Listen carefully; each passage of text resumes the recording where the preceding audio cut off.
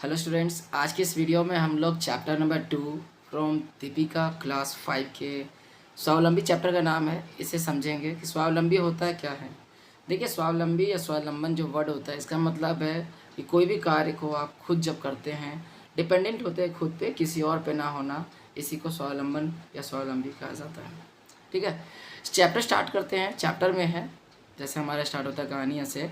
दीपू 4 माह पूर्व एक पिल्ला लाया था। दीपू कैरेक्टर का नाम, हमारा जो फर्स्ट कैरेक्टर है स्टोरी का, उन्होंने 4 महीने पहले एक पिल्ले को लाया था। इन डॉगी के बच्चे को पिल्ला बोला जाता है।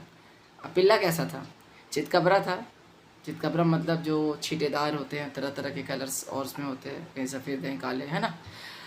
देखने में बहुत भोला सा था, किसी के भी सामने पूँछ हिलाने वाला, मतलब सबको अपनी ओर अट्रैक्ट करने वाला। हर कोई प्यार से उसके ऊपर हाथ फेर कर गोद में ले लेता था उसको। दिन बीतते गए और आज उसकी शरारत का कोई हिसाब ही नहीं था। मतलब जैसे जैसे समय बीतते गए उतना शरारती भी बनता गया वो छोटा सा पिल्ला जो डॉगी का लाया था क्या था। हर समय भूखा रहता है, कुछ भी मिल जाए तुरंत खा जाता है। मतलब किसी चीज़ के लिए ऐसा नहीं कि चीज़ नहीं खाएगा को डॉगी, है ना। घर के सारे चप्पल जूते उठा उठा कर एक जगह जमा कर लेता था। घर की जो अनेक वस्तुएं होता है पलंग पर रख देता था।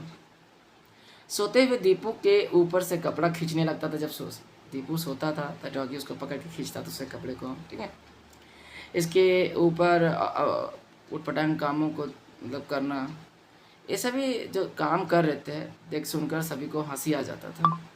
जब उनकी कहानियों के बारे में किस्से बताए जाते थे तो लोग हंसने लगते थे।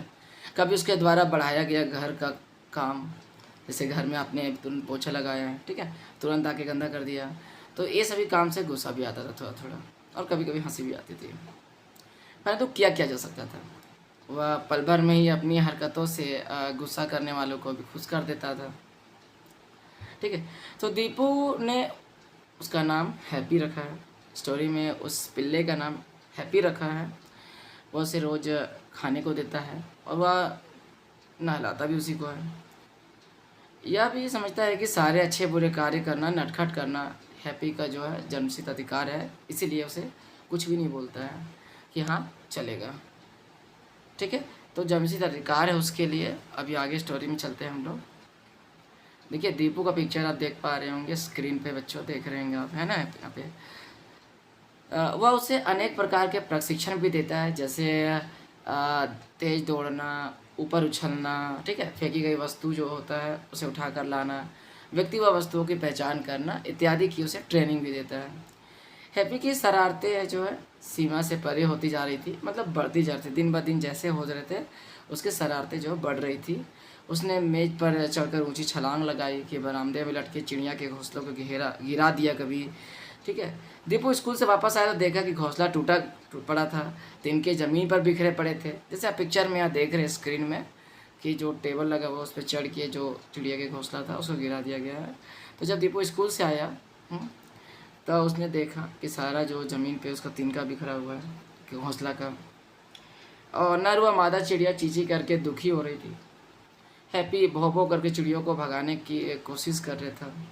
दीपू पल भर में समझ गया कि ये सब करतूत किसका है, हैप्पी का ही है। ठीक है, तो उसने हैप्पी के दोनों कान खींचे और एक थप्पड़ लगा दिया। चपत का मतलब होता है थप्पड़ लगाना। समझाया भी कि आगे ऐसा नहीं करना और ना ही ऐसा हमें करना चाहिए। माँ बोली, देखो ये बेचारी चिड़िया कितने दिनों से जुटी थी घोंसला बनाने में, एक एक करके तिनका कितनी मेहनत से जोड़ जोड़ कर घोंसला बनाया था। इस हैप्पी ने एक झटके में सारी मेहनत पर पानी फेर दिया। ओह बेचारी नन्ही चिड़िया। दीपू के मुंह से निकला ऐसा वर्ड। फिर सोचकर बोला, माँ गलती हैप्पी ने की है, मैं इस गलती का प्रायश्चित करूँगा। ठीक है, लेकिन माँ ने पूछा, कैसे बेटा? मैं चिड़िया का घोंसला बनाऊँगा, ऐसा दीपू ने जवाब दिया। पर बेटे, चिड़िया उसमें नहीं बैठेंगी, उसमें अंडे नहीं देंगी, ऐसा माँ बताई। वाह माँ वाह, तुम भी क्या बात करती हो। मैं इससे भी बढ़िया घोंसला बनाऊंगा कि चिड़िया देखती रह जाएगी, वह मज़े से उसमें बैठेगी और अंडे भी देगी, ऐसा दीपू ने जवाब दिया। उसके बाद सुनकर माँ कुछ नहीं बोली।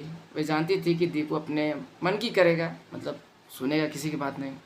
फिर दीपू के मन में जो बात आया, ठीक है। सोचा कि चिड़िया बैठे ना बैठे भले, घोंसला बनाने में हर्जी क्या है, ट्राई करते हैं, बना देते हैं। इसी बहाने तो पता चलेगा कि घोंसला बनाने में कितनी मेहनत लगती है। ऐसा नहीं ना है कि उतने ही में काम चल गया, ठीक है। तो ये था। अभी देखते हैं घोंसला बनाता है अगले पेज में। अगले दिन रविवार की छुट्टी थी, ठीक है, स्कूल छुट्टी थी दीपू का। दीपू नाश्ता करके अपने काम में जुट गया। उसने बाग में जाकर सूखे तिनके जो एकत्र किया नहीं, जमा किए। कुछ टहनियाँ भी ले आया। बेकार पड़े तार से घोंसलों का एक स्ट्रक्चर बना दिया। इससे तार को लपेट के एक घोंसले जैसा बनाना, थोड़ा सा कर्व और हाफ कटोरे जैसा बनाना है ना। फिर उसमें आड़े तिरछे करके तिनका लगा दिया। जैसे जैसे तिनका बनकर तैयार हुआ, उसके बाद उसने घोंसले के भीतर कई रुई की मुलायम परतें बिछा दी। तो घोंसला बाहर से देखने में सुंदर तो नहीं था, परंतु बड़ा आरामदायक लग रहा था। तो दीपू ने घोंसले का टोकरा सतीर पर लटका दिया, जहाँ पे पहले लटका हुआ था, जहाँ पे चिड़िया बैठती थी, है ना। और बहुत खुश हो गया दीपू। चिड़िया आएगी तो घोंसला तैयार देखकर खुशी से फुदकेगी।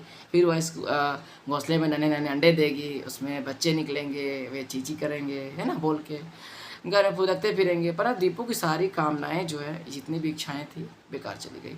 शाम को चिड़िया और चिड़ा भी आ गए। उन्होंने अपनी चोंच से घोंसले का एक एक तिनका निकाल कर फेंक दिया। दीपू दौड़ दौड़ कर माँ के पास गया और रुआसा होकर बोला, माँ, चिड़िया ने तो सारा घोंसला ही नोच कर फेंक डाला। तो माँ मुस्कुराई और बोली, बेटे, मैंने तो पहले ही कहा था ना, मैंने समझाया भी था तुम्हें। क्या समझाया था? कि ये छोटे छोटे जीव जंतु भी ना स्वावलंबी होते हैं, मतलब दूसरों पर डिपेंडेंट नहीं होते हैं। अपनी मेहनत से स्वयं ही अपने काम करते हैं। हम ही है जो दूसरों पर निर्भर रहते हैं। इंसान जो होते हैं दूसरों पर डिपेंडेंट होते हैं। तो माँ, मेरा सारा परिश्रम व्यर्थ हो गया? ऐसा दीपू ने पूछा। जितना मैंने मेहनत किया था सारा बेकार हो गया। माँ ने समझाया, नहीं बेटे, पहला सबक तो तुम्हें चिड़िया से यह मिला कि हमें अपना काम स्वयं करना चाहिए।